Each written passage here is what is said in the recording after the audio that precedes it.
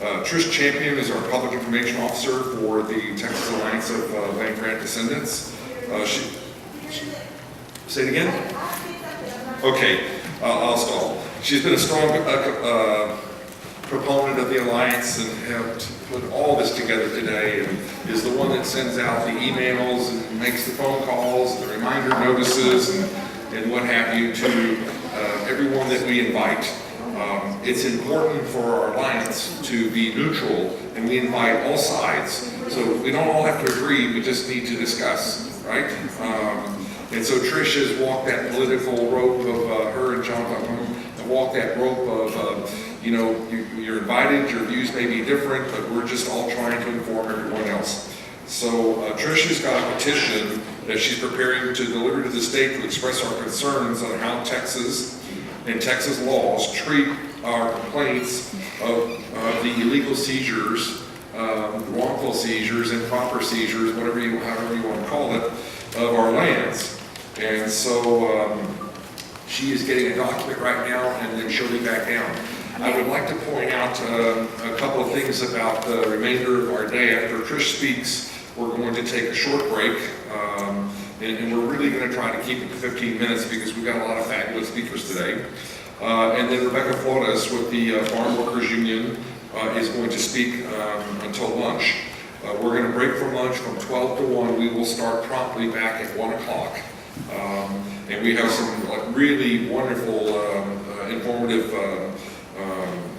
two speakers right after lunch about their battles and their cases currently that they're dealing with trying to get through the court systems. That being Juan Loya and then Rosie Garcia. Then we're going to take a short break at 2 o'clock, and then we're going to have some discussions about some petition tables and things that we have going on. And then we're going to have a great discussion for an hour by Mr. Padilla, who came to us from New Mexico to discuss their successes and their tribulations and how we can learn and share with their group. So, Trish, another couple minutes? Oh, wait, here we go. Here's Trish. All right, Trish Champion. Thank you. Thank you. Thank you. Let me put my glasses on so I can see. Okay, well, as you guys know, I'm the Public Information Officer for the Alliance, the Texas Alliance of Land Grant Descendants, and it's my job to kind of get the word out. So I'm going to do a little bit of questions here. First, I want to please raise your hand because we want to see what's going on out here. We want to see if we're being effective in certain things. How many of you are actually live in San Antonio and came today? Raise your hand, please. Okay. All right, hands down. How many of you are from Corpus Christi? Oh, all right. All right, down. And how many of you drove further than that, from down in the valley, McAllen or Houston or something like that?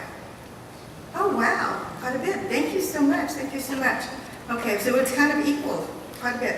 All right, the other thing that we wanted to find out is I want to know, how did you find out about the conference? How many of you got my emails? The emails from you? Okay, all right, thank you. And then how many of you got the Alliance email from John Falcone? That's the one I got.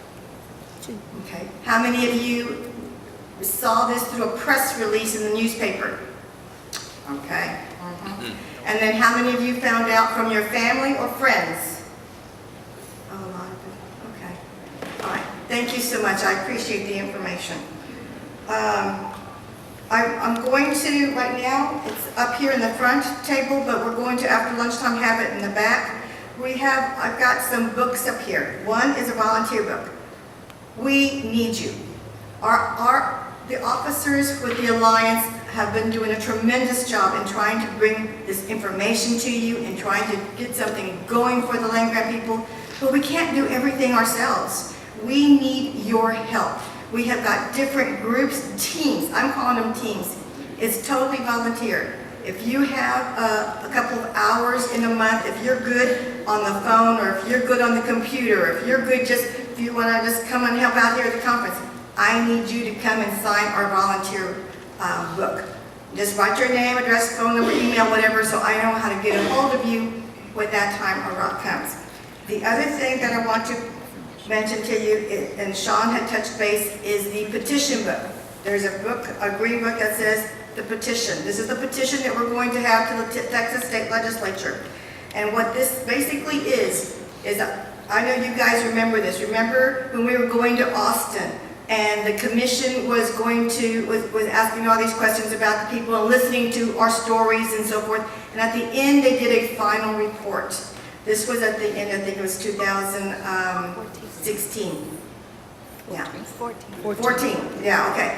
They did a final report that was submitted, or was supposed to be submitted to the Texas legislature for recommendations.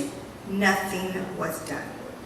Nothing was done. All that time that we spent going to Austin, all the hopes that we had that they would do something, nothing was done. So we're going to try to make them do something. We're going to start signing this petition, and we're going to ask the Texas State Legislature to go back to the recommendations that were given by the Unclaimed Minerals Proceeds Commission. Okay, remember something. The legislature authorized them to do this whole commission and finding out what this was all about. They did, and they gave recommendations, but nothing has been done. So we're just going to ask them, look at this, do something. We paid for these commissioners to do all this. We paid for our time to be up there. We took our time to go over there. Something should have happened. Something should have happened. Nothing as yet has. So we need you. We need you to sign, if you're a registered voter.